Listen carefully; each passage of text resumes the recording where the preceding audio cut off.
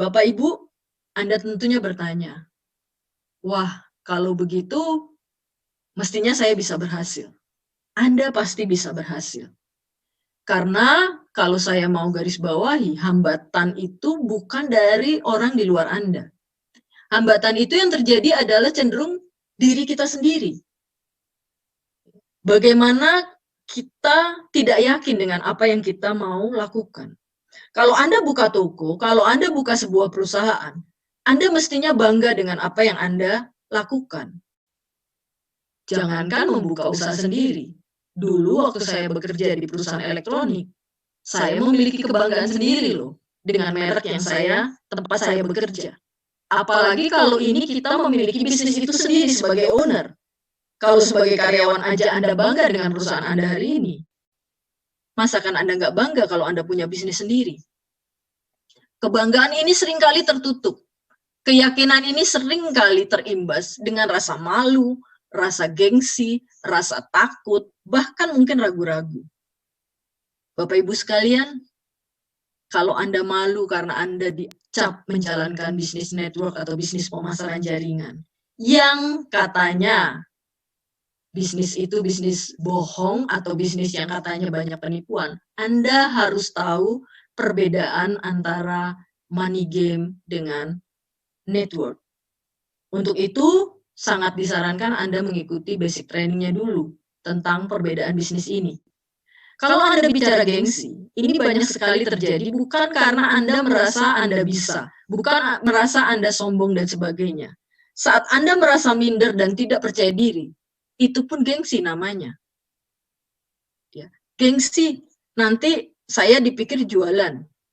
Gengsi, nanti masa saya sebagai seorang karyawan yang bekerja di sebuah perusahaan besar harus menjalankan sebuah bisnis namanya network marketing.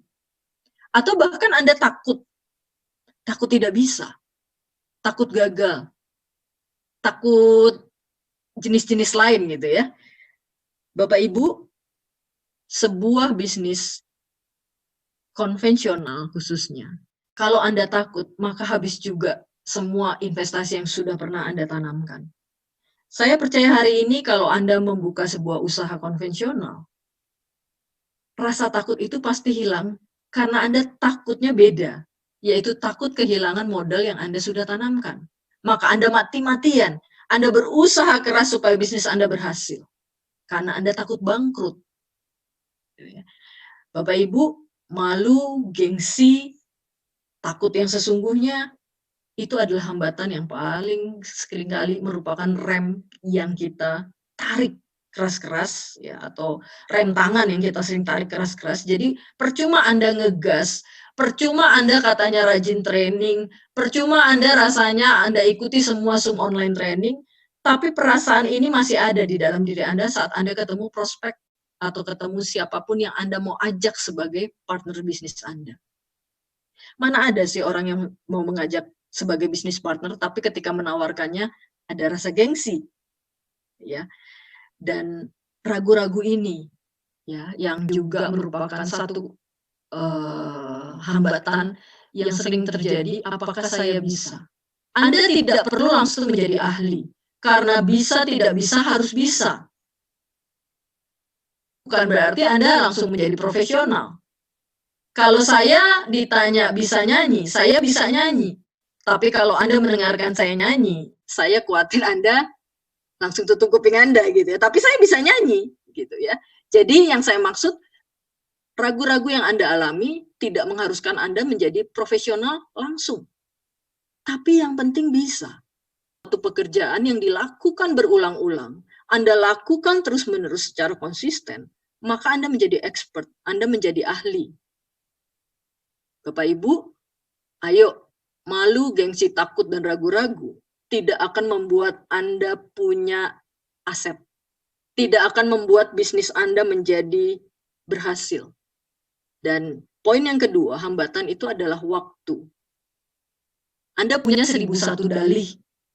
Ya. Anda mempunyai 1001 alasan untuk Anda sampaikan ke coach atau mentor Anda. Tetapi dari 1001 dalih untuk Anda tidak melakukan pekerjaan, tidak mengikuti training, Hanya ada satu alasan, yaitu Anda harus berubah. Karena Tuhan itu adil. Kita semua diberikan 24 jam yang sama. Kalau dalam waktu 24 jam yang sama, ada yang berhasil, ada yang tidak berhasil. Itu yang menjadi pertanyaannya. Seringkali saya dengar, itu banyak sekali rekan-rekan saya atau mungkin tim yang ada di saya itu mengatakan, saya mau dong seperti rising star yang ada. Masalahnya itu, Anda mau atau tidak melakukan hal yang mereka lakukan. Gitu ya. Jadi ini penting sekali, rekan-rekan. Ayo rem tangannya dilepas dulu, diturunkan dulu, ya. Jangan ada dalih di sana. Kemudian yang ketiga itu Anda takut kehilangan teman atau disangka berjualan. Ini juga banyak sekali hambatan yang menjadi kendala di dalam Anda menjalankan bisnis HDI. Sekarang kalau ada teman atau rekan kita di WhatsApp grup, mereka jualan entah itu makanan risoles, ya, atau mungkin tahu bakso dan sebagainya. Mereka berjualan, gitu ya. Tapi apakah mereka takut kehilangan teman? Mereka jalankan aja karena mereka dalam kondisi panik. Dalam kondisi mereka yang mereka tahu kalau mereka lakukan sesuatu pasti ada yang beli. Bapak Ibu, kita sedang membangun bisnis. Kita sedang membangun usaha. Anda adalah enterpriser, Anda adalah pengusaha. Seorang pengusaha atau seorang yang melakukan bisnis, pasti ada barang yang dijual. Apapun usahanya, pasti ada barang yang dijual. Kalau Anda takut kehilangan teman karena Anda disangka berjualan, berarti yang salah bukan teman Anda. Berarti ada sesuatu di dalam diri kita, di poin 1 tadi. Orang memang kita berjualan. Masalahnya, cara berjualannya itu yang sangat penting untuk Anda pelajari, Anda ikuti mentoringnya, Anda ikuti coach yang diajarkan, itu adalah dengan cara seperti apa. Karena di dalam sebuah bisnis network, Anda tidak dididik menjadi sales ulung. Tetapi Anda diajarkan bagaimana Anda memiliki kemampuan komunikasi, kemampuan people skill, untuk Anda bisa mempunyai sebuah bisnis.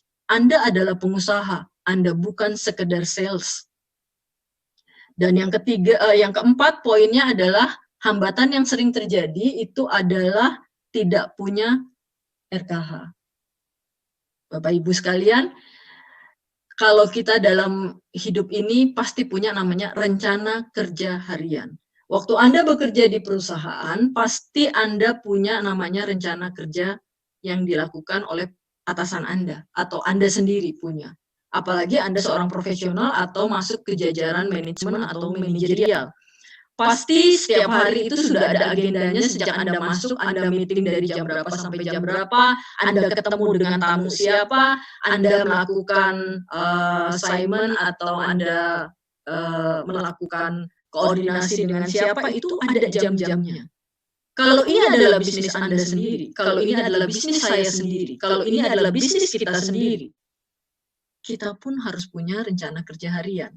Karena banyak kendala yang terjadi adalah ketika timbul suatu pertanyaan seperti, saya udah tawarin semua orang, tidak ada yang mau, Bu. Saya sudah jalankan semuanya, saya sudah tawarkan, tetapi tidak ada yang mau, bahkan semuanya rata-rata menolak. Pertanyaan saya, berapa orang yang Anda tawarkan satu hari?